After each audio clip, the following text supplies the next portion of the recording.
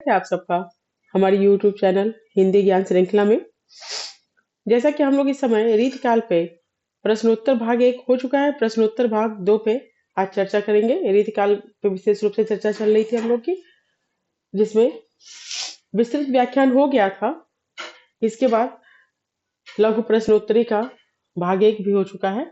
आज भाग 2 लेकर के आप लोग के सामने आए हैं। इस भाग 2 में जो आप लोग का बहुविकल्पीय प्रश्न होता है परीक्षा में वही है, लेकिन हम इसमें एक शब्द में उत्तर आप लोगों को देंगे ताकि आप लोगों को कोई कंफ्यूजन ना हो। अगर आप 2-4 बार सुन लेंगे तो भी ये पूरा जितना भी इसमें प्रश्न रहेगा वो आपको हमेशा के लिए याद हो जाएगा। इसलिए हम इसको एक शब्द में उत्तर लेकर के आए हैं। चलिए देखते हैं, शुरू करते हैं। इसके पहले भाग में भी 30-35 प्रश्न के लगभग था और इस भाग में भी लगभग 20-30 प्रश्न ही होंगे। थोड़े थोड़े प्रश्न हम लोग इसलिए आप लोगों के सामने रखते हैं ताकि आप लोग एक बार पूरा अच्छी तरीके से रिवीजन कर लें, फिर दूसरा भाग आप लोग के सामने रखा जाए।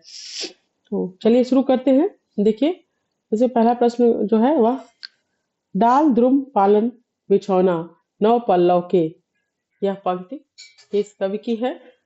डार द्रुम पालन बिछौना नौ पल्लव के, इस पंक्ति के रचयिता के बारे में पूछा गया है। इसके पंक्ति के रचयिता जो है वह देवदत्त जी हैं। यह देवदत्त की रचना है। अगला देखते हैं, पद्माकर के ग्रंथ पद्माभरण में कितने अलंकारों का विवेचन किया गया है? पद्माकर के अलंकार पद्माभरण में 100 अलंकारों का विवेचन किया गया है। पद्माभरण पद्माकर की कृति है, उसमें 100 अलंकारों का विवेचन किया गया है। अगला प्रश्न देखिए, भूषण को भूषण की उपाधि किसने दी थी? महाकवि भूषण जो रीतकाल के वीर रस के श्रेष्ठ कवि हैं, उनको भूषण की उपाधि किसने दी थी?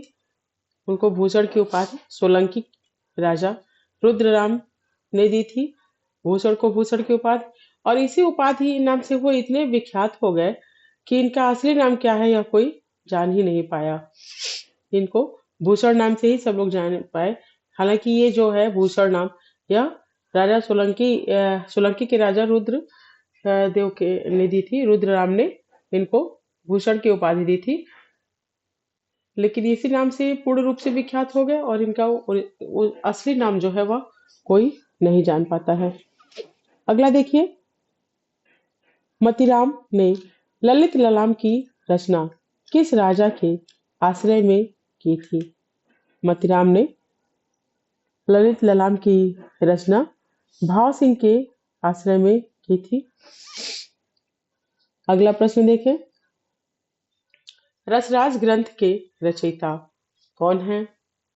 रसराज ग्रंथ जो है वह मतीराम की कृति है, तो रसराज ग्रंथ के रचयिता मतीराम है। अगला देखिए, जगत विनोद ग्रंथ के प्रणेता कौन है? जगत विनोद ग्रंथ जो है वह पद्माकर का है। जगत विनोद ग्रंथ के प्रणेता पद्माकर जी हैं। अगला प्रश्न देखिए, रस प्रबोध ग्रंथ की रचना किसने की? रस प्रबोध ग्रंथ की रचना रसलीन ने की थी। अगला प्रश्न अगर देखें तो भिखारी दास के आश्रयदाता का नाम क्या है? भिखारी दास के आश्रयदाता का नाम हिंदुपति सिंह था। भिखारी दास हिंदुपति सिंह के आश्रय में थे। अगला प्रश्न देखिए, काव्य निर्णय ग्रंथ के रचनाकार कौन है? काव्य निर्णय ग्रंथ के रचनाकार भिखारी दास जी हैं। अगला प्रश्न, भवानी विलास ग्रंथ के प्रणेता कौन है? भवानी विलास ग्रंथ के प्रणेता का मतलब भी रचनाकार ही होता है। रचनाकार हुआ, ग्रंथ के रचयिता हुआ या प्रणेता हुआ। भवानी विलास ग्रंथ के प्रणेता जो है वह देव हैं। अगला प्रश्न देखें अगर तो रस रहस्य ग्रंथ के रचनाकार कौन है? रस रहस्य ग्रंथ जो है वह कुलपति मिश्र की कृति है। तो रस रहस्य के रचनाकार कुलपति मिश्र जी हैं। अगला प्रश्न देखिए, रीति मुक्त कवि बोधा की प्रेयसी का नाम क्या है? रीति मुक्त कवि बोधा की प्रेयसी का नाम सुभान सुहबन था। सुभान सुहबान। रीति मुक्त कवि बोधा की प्रेयसी, प्रेयसी का तात्पर्य प्रेमिका से है, तो उनकी प्रेमिका का नाम सुभान सुहबान था। अगला प्रश्न देखिए, श्याम सनेही काव्य ग्रंथ के प्रणेता कौन है? श्याम सनेही काव्य ग्रंथ के प्रणेता आलम जी हैं। अगला प्रश्न देखिए, घनानंद किस संप्रदाय में दीक्षित थे? घनानंद जी जो है वह निम्बार्क संप्रदाय में दीक्षित थे। अगला प्रश्न देखिए, घनानंद किस बादशाह के आश्रित थे? घनानंद जी मोहम्मद शाह रंगीला के आश्रय में थे। मोहम्मद शाह रंगीला के राज्य में राज्य कवि थे घनानंद जी। तो घनानंद जी के जो आश्रयदाता बादशाह हैं वह मोहम्मद शाह रंगीला है। अगला प्रश्न देखिए, यमक सतसई के रचनाकार कौन है? यमक सतसई के रचनाकार बृंद हैं। बृंद की कृति है यमक सतसई।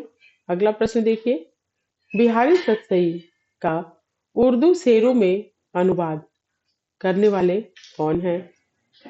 बिहारी सतसई का उर्दू शेरों में अनुवाद जो है वह आनंदी लाल ने किया था। आनंदी लाल ने बिहारी सतसई को उर्दू शेरों में अनुदित किया था।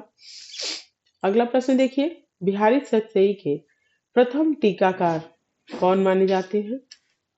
बिहारी सतसई के प्रथम टीकाकार जो है वह कृष्ण कवि माने जाते हैं। कृष्ण कवि बिहारी सतसई के प्रथम टीकाकार हैं। वैसे तो बिहारी सतसई पे लगभग 50 टीकाएं लिखी गई, लेकिन कुछ टीकाएं प्रमुख थी और उसमें अगर प्रथम देखा जाए कि प्रथम टीकाकार कौन थे, तो वह बिहारी सतसई के प्रथम टीकाकार जो है वह कृष्ण कवि थे।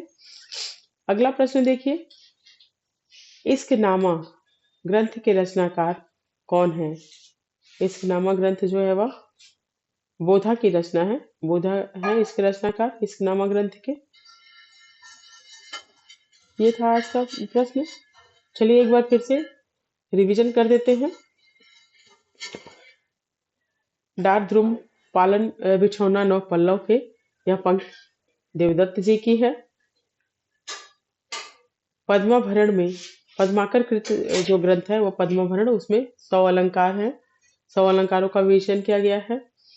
कवि भूषण को भूषण की उपाधि सोलंकी राजा रुद्रराम ने दी थी।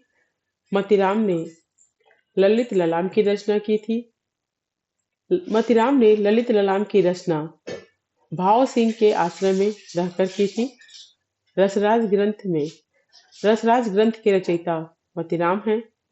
जगत विनोद ग्रंथ के प्रणेता पद्माकर जी हैं। रस प्रबोध ग्रंथ के रचनाकार रसलीन हैं।